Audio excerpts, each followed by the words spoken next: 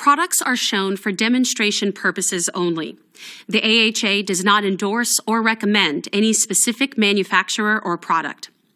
In order to show skills clearly, the healthcare providers in this video do not always use recommended personal protective equipment, such as gloves.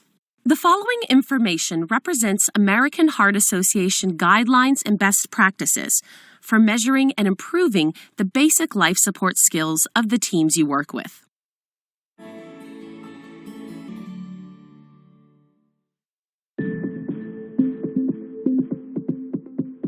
One of the measures of a high-performance team is the ability to achieve specific performance metrics and a high chest compression fraction, or CCF. CCF is the amount of time spent doing high-quality chest compressions during a cardiac arrest event.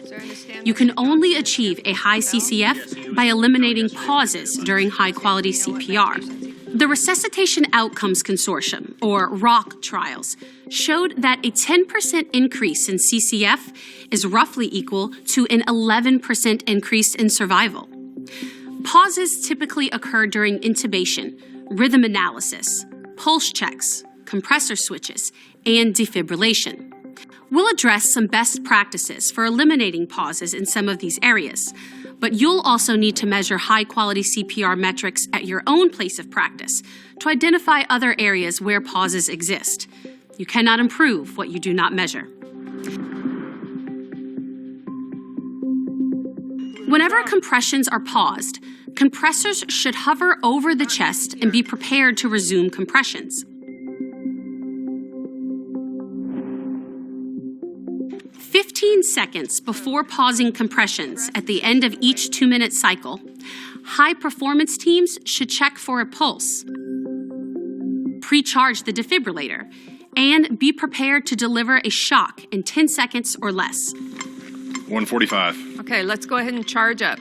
Charging. Do we have good pulses with CPR? Good femoral pulses with CPR still. All right. 6, 5, 4, 3, 2, 1. 2 minutes. Okay, let's stop CPR. No femoral pulses without CPR. Okay, that's a shockable rhythm. Shock. Shocking. Shock delivered. CPR. Starting 2 minutes. Switch compressors, with the second compressor coming in from behind the first. This allows the second compressor to have the same view of the team, and in particular, of the AED or defibrillator. For seamless transitions, switching between cycles every 2 minutes is best. However, if a compressor needs to switch because of fatigue, coordinate the switch to happen as fluidly as possible, such as while delivering breaths. 3, 2, 1, switch.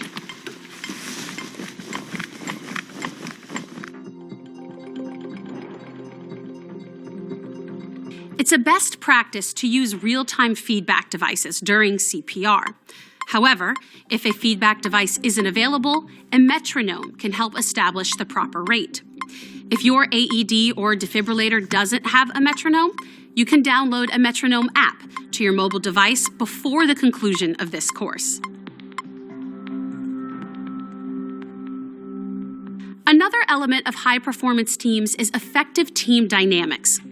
Team dynamics can be broken down into 3 categories: roles, what to communicate, and how to communicate. Clear roles and responsibilities should be immediately established by the team leader or the first rescuer on the scene.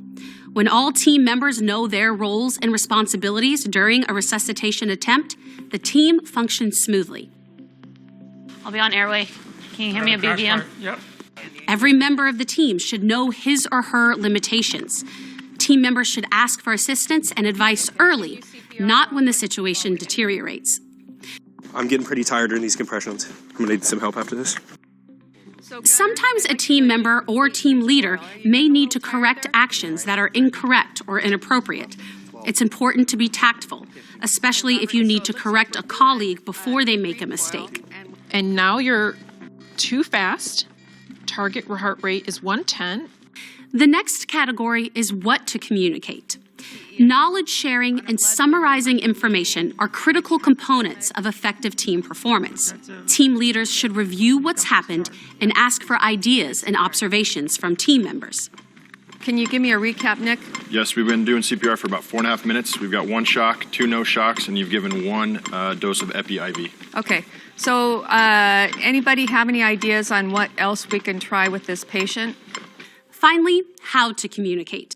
Closed-loop communication is the process of verifying that the message sent was received as intended. It also verifies that any assigned tasks have been completed. So Scott, why don't you give 1 milligram of epinephrine? 1 milligram of epinephrine IV. In addition to using closed-loop communication, teams should use clear messaging. Concise, clear language helps prevent misunderstandings. Teams that work together frequently can create terms or phrases that have specific meaning for them to ensure clarity among members. 145. Okay, let's go ahead and charge up. Charging. Do we have good pulses with CPR? Good femoral pulses with CPR still. Finally, teams need to communicate with respect. Speak to each other in a professional manner, regardless of scope of practice or expertise. Resuscitation events are stressful and emotions can run high. Understand that this is the nature of CPR, and remember the life you're trying to save. It's not enough to know what to do, or even how to do it. To obtain the best results, your team must perform both the what and the how flawlessly. That requires practice, and effective practice requires measurement. But measurement is only effective if you debrief the team, set goals to improve, and practice more. Remember, you cannot improve what you do not measure. For more information on how your team can implement this type of program, please ask your instructor for more information.